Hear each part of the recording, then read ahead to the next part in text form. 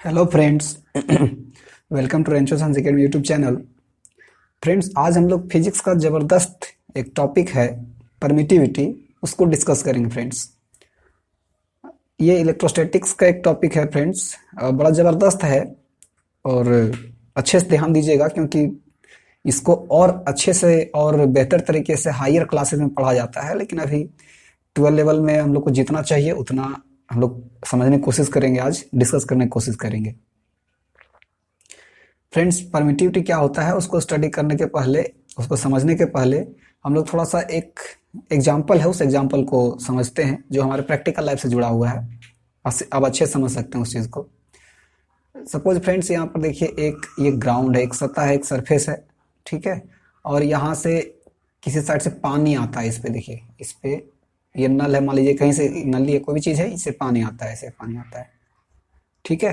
तो पानी फ्लो करता जाता है, फ्लो कर करके इसका अपना डेस्टिनेशन जहाँ तक, सपोज यहाँ तक पहुँचने वाला है, यहाँ कुछ होगा, यहाँ तक पहुँचना है इस पानी को। और अभी फ्रेंड्स मान लीजिए कि 10 लीटर पानी यहाँ से अभी आया, कोई समय का बात कर लीजिए, टाइम लिमिट उस समय में यहाँ से 10 लीटर पानी आया और 10 लीटर का 10 लीटर एक ग्राउंड में ऐसा, एक ये ग्राउंड यहाँ पर बीच में नली जो दिख रहा है, इस नली में एक ऐसा गुण है कि ये एक बूंद भी नहीं सोखता, पानी का एक बूंद भी नहीं सोखता। तो मतलब क्या है कि 10 लीटर आया, जितना आया पानी सारा का सारा पानी यहाँ पहुंच जाएगा, ठीक है। समझ पाए? ठीक है। यहाँ पर कुछ भी नहीं स्टोर कर रहा है, कोई भी एब्जॉर्ब, कोई चीज, कोई एक बूंद भी एब्जॉर्ब नहीं कर रहा है ये वाटर, मतलब ये नली। चलिए अगला दूसरा एक देखते हैं। फिर से एक ग्राउंड ले आए, एक ग्राउंड ये रहा जिसमें यहाँ पर भी नल है, ठीक है, ये नल। और लेकिन यहाँ पर क्या प्रॉब्लम है फ्रेंड्स, यहाँ पर एक गड्ढा हो गया है बीच में यहाँ पर एक गड्ढा हो गया, यहाँ पर पानी स्टोर होता है, ठीक है। तो जो पानी यहाँ से आएगा वो पानी पहले इधर भरेगा और भरेगा, उसके बाद फिर आगे बढ़ेगा, ठीक। सपोज यहाँ से 10 लीटर पानी गिरा और इस गड्ढे में कैपेसिटी है 2 लीटर पानी भरने का, इस गड्ढे में कैपेसिटी है 2 लीटर पानी स्टोर करने का। तो यहाँ से आया 2 लीटर, 10 लीटर में से 2 लीटर यहाँ चला जाएगा, बचेगा वो 8 लीटर यहाँ बचेगा, वो 8 लीटर इस जगह पर पहुंचेगा, ठीक। एक और लेते हैं, यहाँ पर ये बड़ा सा गड्ढा है, सपोज 6 लीटर पानी को स्टोर करता है, 6 लीटर पानी को स्टोर करता है, यहाँ से 10 लीटर आ रहा है, ये 6 लीटर को स्टोर कर रहा है, यहाँ पर कितना पहुंचेगा, मात्र 4 लीटर, ठीक है। तो फ्रेंड्स ध्यान दीजिए, इन तीनों केस में अगर ध्यान से देखें तो ये कोई भी पानी स्टोर नहीं कर रहा, ये 2 लीटर पानी स्टोर कर रहा है, ये 6 लीटर पानी स्टोर कर रहा है। ये जो बीच में सिस्टम आपको दिख रहा है, बीच में जो नली दिख रहा है, इस नली का, इस सिस्टम का एक प्रॉपर्टी जिसके कारण ये पानी को एब्जॉर्ब कर पाता है, ये बिल्कुल नहीं करता, ये कुछ करता है, ये कुछ और ज्यादा करता है, सबका अलग अलग प्रॉपर्टी। हर एक टाइप का सिस्टम का, यहाँ पर नली है, कुछ अलग टाइप का नली है, ये कुछ अलग टाइप का नली है, कुछ अलग अलग टाइप का नली है। तो सबके पास, हर एक अलग अलग सिस्टम के पास अलग अलग गुण है पानी स्टोर करने का। तो जितना पानी ये स्टोर कर पाता है, जितना पानी ये स्टोर कर पाता है उसे कहा जाता है इस सिस्टम का परमिटिविटी। ध्यान से समझिएगा, यहाँ पर कंफ्यूजन हो सकता है। परमिटिविटी वर्ड से आपको लगता है जैसे कि जितना का परमिशन दे दे, जितना पानी वो आगे बढ़ा दे, जितना पानी वो आगे बढ़ा दे, जितना पानी फ्लो होने का परमिशन दे दो, उसको परमिटिविटी। गलत, परमिटिविटी इसको नहीं कहा जाएगा, परमिटिविटी कहा जाएगा इसको जितना वो स्टोर कर पाता है। मतलब परमिटिविटी अगर कहें तो कह सकते हैं कि इस सिस्टम का एक ऐसा गुण जिसके कारण कहता है कि जो पानी फ्लो हो रहा है उसमें से, फ्लो हो रहा है उसमें से परमिशन दे रहा है अपने सिस्टम को कि उसमें से पानी को एब्जॉर्ब कर लो, एब्जॉर्ब कर लो। जो पानी यहाँ से फ्लो हो रहा है उस पानी को एब्जॉर्ब करने का परमिशन दे रहा है, एब्जॉर्ब करने का परमिशन दे रहा है, जितना एब्जॉर्ब कर पाएगा उतना इसका परमिटिविटी होगा। समझ पाए क्या हो रहा है? ये सिस्टम जो है, ये जो नली दिख रहा है, ये नली क्या करता है, क्या करता है अपने सिस्टम को कि जितना पानी यहाँ से फ्लो होता है उसमें से जितना तुम एब्जॉर्ब कर पाता है कर लो, जितना तुम सोख पाता, जितना एब्जॉर्ब कर पाता, रख पाता, स्टोर कर पाता वो स्टोर कर लो। तो जितना स्टोर कर पाएगा वही कहलाएगा इसका परमिटिविटी, जितना फ्लो करेगा वो परमिटिविटी नहीं। तो अगर यहाँ पर इस फर्स्ट केस में अगर हम बोले तो फर्स्ट केस में तो एक बूंद भी पानी स्टोर नहीं कर पाया, मतलब इसका परमिटिविटी कितना हो गया, इसका परमिटिविटी इस केस में 0 है, कोई परमिटिविटी नहीं है। इस केस में परमिटिविटी 2 लीटर का है क्योंकि 2 लीटर पानी को एब्जॉर्ब कर पाए, रख पाया। इस केस में परमिटिविटी कितना है, 6 लीटर का, क्योंकि ये 6 लीटर पानी को एब्जॉर्ब कर पाए। इसका सिस्टम जो है वो 6 लीटर पानी को एब्जॉर्ब करने का परमिशन दे पाया, ठीक है। परमिटिविटी समझ में आया? यहाँ पर इस सिस्टम का परमिटिविटी था। उसी तरह से फ्रेंड्स हम लोग अभी देखेंगे कि इलेक्ट्रोस्टेट्स में चार्ज, जो दो चार्ज होते हैं, दोनों चार्ज के बीच मीडियम आ जाता है, तो वहां पर परमिटिविटी कैसे होता है। चलिए फ्रेंड्स देखते हैं। फ्रेंड्स इलेक्ट्रोस्टैटिक्स के अंदर हम लोग जानते हैं, चार्ज के बारे में पढ़े हम लोग। तो सपोज ये एक चार्ज है और दूसरा एक चार्ज यहाँ पर है, और जब दोनों चार्ज है तो 100% दोनों के बीच एक फोर्स लग रहा होगा, चाहे वो अट्रैक्शन का फोर्स हो या रिपल्सन का फोर्स हो, 100% एक फोर्स लग रहा होगा, है ना। तो वो जो फोर्स होगा, अच्छा बीच में एक सेपरेशन है, बीच में एक डिस्टेंस है, इनके बीच एक डिस्टेंस आर मान लेते हैं। तो जब डिस्टेंस है तो बीच में 100% कोई ना कोई तो मीडियम होगा, बीच में 100% कोई ना कोई तो मीडियम होगा। अभी देखते हैं क्या मीडियम होगा, क्या करेगा नहीं करेगा ये। लेकिन फ्रेंड्स जब दो चार्जेज इंटरेक्शन में आते हैं, मतलब जब दोनों चार्जेज के बीच फोर्स लगने लगता है, दोनों एक दूसरे से फोर्स के माध्यम से जुड़ जाते हैं, डायरेक्टली नहीं, कॉन्टेक्ट में नहीं आते, लेकिन जब फोर्स लगने लगा तो किसी ना किसी तरह से दोनों एक दूसरे से जुड़े हुए हैं, फोर्स के माध्यम से ही क्यों ना जुड़े हो, लेकिन जुड़े हैं। तो जब दो चार्ज एक दूसरे से इंटरेक्शन में आते हैं, इस केस में इन चार्जेस के बीच में इलेक्ट्रिकल एनर्जी का फ्लो होता है, इन चार्जेस के बीच में इलेक्ट्रिकल एनर्जी का फ्लो होता है। समझ पा रहे हैं? चार्जेस के बीच में इलेक्ट्रिकल एनर्जी का फ्लो होता है। ये देखिए इलेक्ट्रिकल एनर्जी का फ्लो हो रहा है, फ्लो हो रहा है, ठीक है, ये इलेक्ट्रिकल एनर्जी का फ्लो हो रहा है। सपोज फ्रेंड्स अब क्या हुआ, यहां पर ऐसा मीडियम है, यहां पर ये ऐसा मीडियम है, ये है मीडियम, ये है मीडियम, ये ऐसा मीडियम है जो क्या करता है, जितना इलेक्ट्रिकल एनर्जी यहां से फ्लो होता है, सपोज यहां से 100% इलेक्ट्रिकल एनर्जी, जितना इसके पास कैपेसिटी है उतना फ्लो करा रहा है, ये 100% इलेक्ट्रिकल एनर्जी फ्लो करा रहा है। कितना करा रहा है? 100% इलेक्ट्रिकल एनर्जी फ्लो करा रहा है। उसमें से ये जो मीडियम है, इस मीडियम के पास कैपेसिटी है 40%, इस मीडियम के पास कैपेसिटी है 40% इलेक्ट्रिकल एनर्जी स्टोर करने का। मतलब जो इधर से इलेक्ट्रिकल एनर्जी निकला 100%, तो इसके पास बेचारा 100% पहुंचेगा ही नहीं, इसके पास 100% नहीं पहुंचेगा। क्या होगा? इसके पास 100% नहीं पहुंचेगा, कुछ कम रहेगा। समझ पाए? इसके पास 100% नहीं पहुंचेगा। क्यों? क्योंकि बीच में मीडियम जो था, मीडियम क्या करेगा? एब्जॉर्ब कर लेगा, सोख लेगा। तो जो मीडियम बीच में है वो क्या करता है? एब्जॉर्ब कर लेता है। सपोज यहाँ पर मीडियम ऐसा है जो 40% इलेक्ट्रिकल एनर्जी को एब्जॉर्ब कर लेता है, तो जितना ये एब्जॉर्ब कर लेता है वही कहलाएगा इसका परमिटिविटी, है कि नहीं? जो एनर्जी एब्जॉर्ब कर लिया वही कहलाएगा इसका परमिटिविटी। तो अगर 40% इसका परमिटिविटी हो गया, 40% इसका परमिटिविटी हो गया, 40% इसका क्या हो गया? परमिटिविटी, है ना। तो अगर 40% परमिटिविटी, तो फिर इन दोनों के बीच जो फोर्स लग रहा हो, वो फोर्स मात्र 60% के कारण लग रहा होगा, है ना। इन दोनों चार्ज के बीच जो फोर्स लग रहा हो, फोर्स 60% इलेक्ट्रिकल एनर्जी के कारण ही लग रहा होगा, क्योंकि दोनों के बीच इंटरेक्शन जो है वो 60% इलेक्ट्रिकल एनर्जी के कारण है। ये 40% तो बीच वाला खा गया, 40% तो बीच वाला खा गया। उसी तरह से सपोज इनके बीच इलेक्ट्रिकल एनर्जी 100% है, इनके बीच इलेक्ट्रिकल एनर्जी, मतलब ये जो बेचारा है, ये चार्ज, ये 100% इलेक्ट्रिकल एनर्जी इधर से इधर फ्लो कराता है, लेकिन बीच में मीडियम जो आया, बीच में जो मीडियम आया, उस मीडियम के पास कैपेसिटी 0% है। मान लेते हैं, हकीकत नहीं जानते, मान लेते हैं कि यहाँ पर 0% परमिटिविटी उसका मतलब क्या हुआ? परमिटिविटी 0% होने का मतलब ये 0% इलेक्ट्रिकल एनर्जी को एब्जॉर्ब करता है, स्टोर करता है। मतलब 0% का मतलब कुछ भी नहीं, ये कोई भी इलेक्ट्रिकल एनर्जी को एब्जॉर्ब नहीं कर पाता। इस केस में परमिटिविटी जब 0% है, उस केस में कुछ को एब्जॉर्ब नहीं कर पाता। तो इसका मतलब क्या हुआ? इसका मतलब क्या हुआ कि जो उनके बीच फोर्स लगेगा वो फोर्स 100% इलेक्ट्रिकल एनर्जी के कारण लगेगा, क्योंकि बीच में अब्जॉर्ब करने वाला, खत्म करने वाला कोई नहीं है। अगर हम लोग बात करें फिर से कि अगर परमिटिविटी, मान लीजिए परमिटिविटी है 10%, ठीक है, अगर परमिटिविटी 10% है तो 10% इलेक्ट्रिकल एनर्जी को एब्जॉर्ब कर रहा है, उसका मतलब 90% इलेक्ट्रिकल एनर्जी के कारण क्या लग रहा है? फोर्स। फोर्स किसके कारण लग रहा है? 90% इलेक्ट्रिकल एनर्जी के कारण लग रहा है।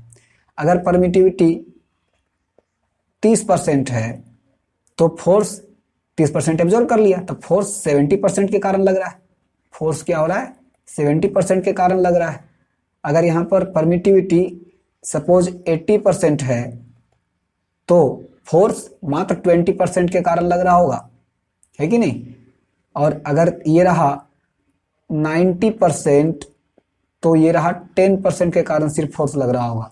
सपोज यहाँ पर ऐसा कोई चीज आ जाए जो 100% परमिटिविटी है, जिसका परमिटिविटी क्या है 100%, मतलब 100% परमिटिविटी है, उसका मतलब क्या है कि ये सारा का सारा एनर्जी को एब्जॉर्ब कर लेगा, बिल्कुल एक हल्का सा भी एनर्जी बाहर जाने नहीं देगा, निकलने नहीं देगा अपने मीडियम से। तो अगर सारा का सारा एनर्जी को ये सोख लेगा तो चार्ज के बीच कोई फोर्स लगेगा नहीं, मतलब फोर्स 0% के कारण लगेगा। समझ पाए मीडियम क्या कर रहा है? समझ पाए मीडियम क्या कर रहा है? तो मीडियम क्या करता है कि एनर्जी, जो इलेक्ट्रिकल एनर्जी ट्रांसफर हो रहा था उसको बीच में सोख लेता है, एब्जॉर्ब कर लेता है। जितना अधिक एब्जॉर्ब करेगा फोर्स, उनके बीच फोर्स उतना कम लगेगा।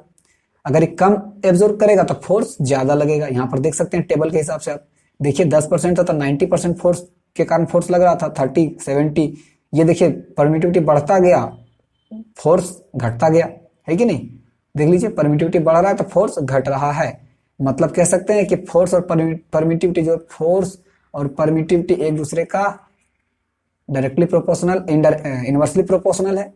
फोर्स जो है परमिटिविटी का इनवर्सली प्रोपोर्शनल है। कहने का मतलब फोर्स अगर परमिटिविटी में लोग बढ़ाते हैं तो फोर्स घटता है, और परमिटिविटी अगर कम करेंगे तो फोर्स बढ़ेगा, है कि नहीं?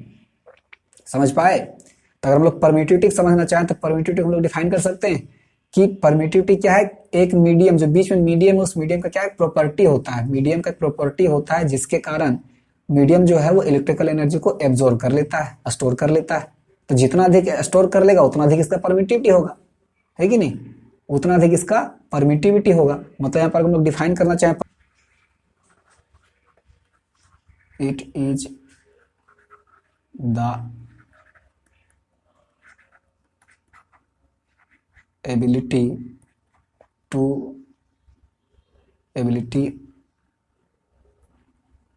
of a medium to store electrical energy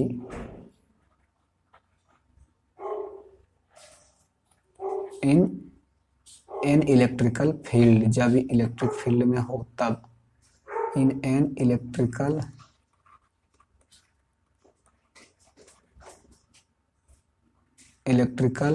field, है ना? क्या होता है किसी मीडियम का एक प्रॉपर्टी, एक एबिलिटी है, जैसा गुण है, जिसके कारण क्या करता है, जब उसको इलेक्ट्रिक फील्ड में रख देते हैं, इलेक्ट्रिकल फील्ड में, तो वहां पर इलेक्ट्रिकल एनर्जी को ये स्टोर करता है। चलिए, अच्छा इसको डिनोट किससे करते हैं? तो it is denoted by epsilon, epsilon जो पढ़ना चाहें आप, ये एप्सिलॉन से डिनोट किया जाता है। ठीक है। अच्छा, फ्री स्पेस का अगर हम लोग बात करें, फ्री स्पेस कहने का मतलब जो मीडियम है, अगर मीडियम फ्री स्पेस हो, सपोज एक चार्ज ये रहा और एक चार्ज ये रहा, इसके बीच जो मीडियम आया हुआ है, ये मीडियम अगर फ्री स्पेस है, कहने का मतलब आप समझते हैं फ्री स्पेस कहने का मतलब वैक्यूम में फ्री स्पेस है, तो वहां पर उनके बीच, उसके बीच भी कुछ ना कुछ तो एनर्जी स्टोर, उसका भी कुछ ना कुछ परमिटिविटी होगा, तो उस परमिटिविटी को डिनोट किया जाता है एप्सिलॉन नॉट से। ध्यान दीजिए, परमिटिविटी ऑफ, जो परमिटिविटी होता है फ्री स्पेस का, परमिटिविटी किसका? Of free space,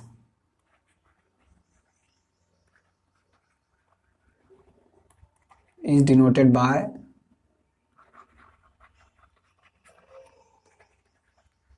epsilon not.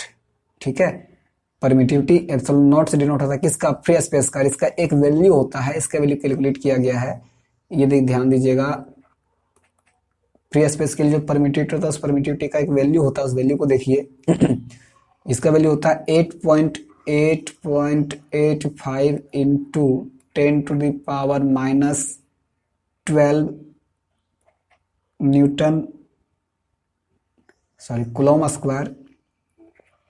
Square पर न्यूटन पर मीटर स्क्वायर। ठीक है फ्रेंड्स, ये वैल्यू याद रखिएगा। एप्सिलॉन नॉट का वैल्यू क्या होता है? 8.85 इंटू 10⁻⁻12 कूलम स्क्वायर न्यूटन पर मीटर स्क्वायर। चलिए फ्रेंड्स, तो ये तो हो गया, परमिटिविटी समझ में आया। फ्रेंड्स, हम लोग जो कूलम्स लॉ पढ़े थे, कूलम्स लॉ, उसमें याद कीजिए तो हम लोग दो चार्ज के बीच जो फोर्स कैलकुलेशन हुआ था, दोनों चार्ज अगर ये Q1 Q2 इनके बीच अगर R है तो वहां से फोर्स का कैलकुलेशन हम लोग किए थे। F बराबर क्या लाए थे, K Q1 Q2 बाय में R का स्क्वायर लाए थे। तो यहाँ पर बताया था आपको फ्रेंड्स, पिछले वीडियो में बताया गया है कि K का वैल्यू होता है 1/4πε0, या तो एप्सिलॉन कह सकते हैं। अगर फ्री स्पेस का बात करते हैं एप्सिलॉन नॉट। F बराबर हो जाएगा, K का वैल्यू हम लोग उसमें पढ़े थे 1/4πε। यहाँ देखिए एप्सिलॉन भी लिख सकते हैं, एप्सिलॉन नॉट भी लिख सकते हैं, जैसा मीडियम रहा उसके हिसाब से। ये जो एप्सिलॉन या एप्सिलॉन नॉट लिखते हैं, ये परमिटिविटी होता है मीडियम का, कि जो मीडियम उन दोनों चार्ज के बीच में होगा, जो दोनों चार्ज के बीच में जो मीडियम यहाँ पर होगा, वही मीडियम के हिसाब से उसका वैल्यू यहाँ पर लिखा जाता है। अगर ये फ्री स्पेस है, ये अगर फ्री स्पेस है तो यहाँ पर एप्सिलॉन नॉट हो जाएगा, और कोई मीडियम रहा तो मीडियम का अकॉर्डिंग उसका वैल्यू यहाँ पर लिखाएगा। अभी हम फ्री स्पेस को मानते हैं एप्सिलॉन नॉट कर देते हैं, इनटू क्या होगा, Q1 Q2 बाय में R का स्क्वायर, ठीक है ना, 1/4πε0 इंटू Q1 Q2 बाय में R स्क्वायर। ये आपका हो गया दोनों चार्ज के बीच का फॉर्मूला, फोर्स निकालने का जो फॉर्मूला हम लोग पीछे वीडियो में पढ़े थे वो वाला। फ्रेंड्स, आगे हम लोग चलते हैं, रिलेटिव परमिटिविटी देखेंगे। फ्रेंड्स, रिलेटिव परमिटिविटी होता क्या है।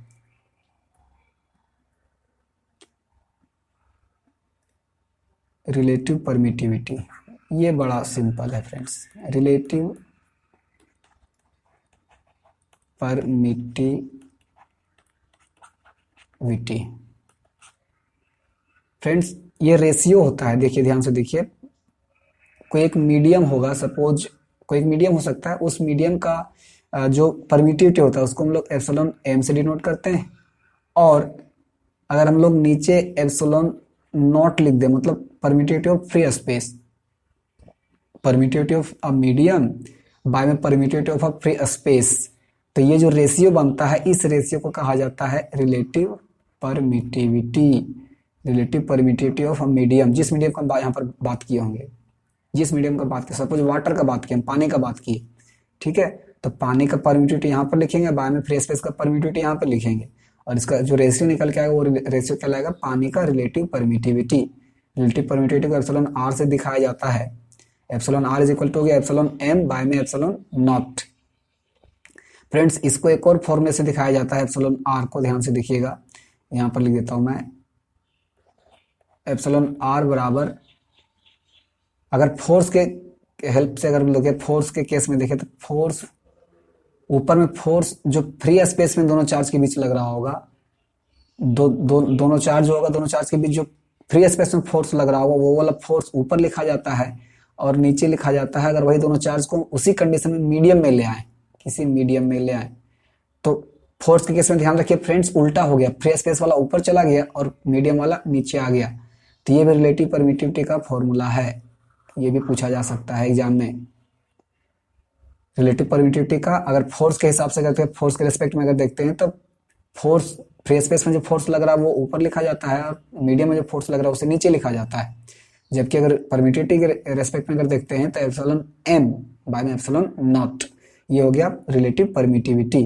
अगर यहाँ से हम लोग एप्सिलॉन एम का वैल्यू निकालना चाहें, अगर यहाँ से हम लोग एप्सिलॉन एम का वैल्यू निकालना चाहें तो क्या आ जाएगा, epsilon r into epsilon naught, epsilon r into epsilon naught.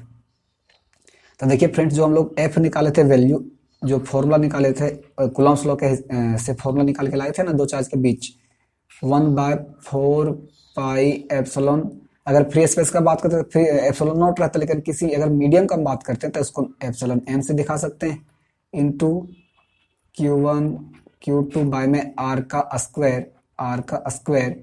Friends देखिए एप्सिलॉन एम जो है, अगर आपको उस मीडियम का परमिटिविटी पता है तो डायरेक्टली आप एप्सिलॉन एम यूज कर सकते हैं, और अगर आपको उस मीडियम का रिलेटिव परमिटिविटी पता है, उस मीडियम का परमिटिविटी नहीं पता, सपोज वाटर का अगर बात करते हैं तो वाटर का परमिटिविटी अगर अपने को नहीं पता है, उसका रिलेटिव परमिटिविटी अगर अपने को पता है, तो हम लोग यहाँ पर इस जगह पर लिख सकते हैं क्या, देखिए 1/4πε आर इंटू एप्सिलॉन नॉट, क्योंकि ऊपर देखिए फ्रेंड्स यहाँ पर एप्सिलॉन एम बराबर epsilon r into epsilon naught निकाल के लाए हम लोग, epsilon r into epsilon naught और इंटू यहाँ पर जो है आगे Q1 Q2 बाय में आर का स्क्वायर।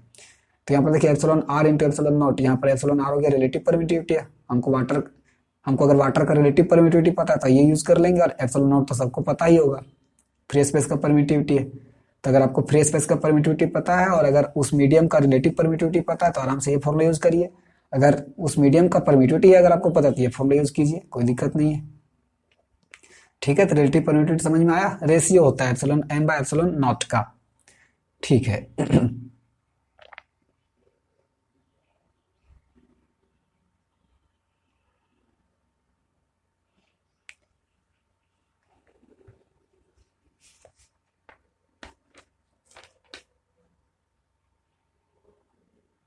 फ्रेंड्स, इसके आगे हम लोग देखने जा रहे हैं, अच्छा भाई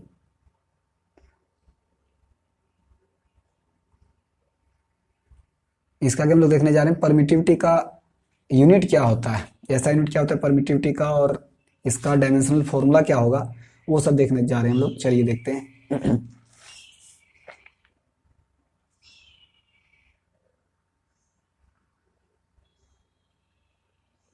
तो छोड़ो।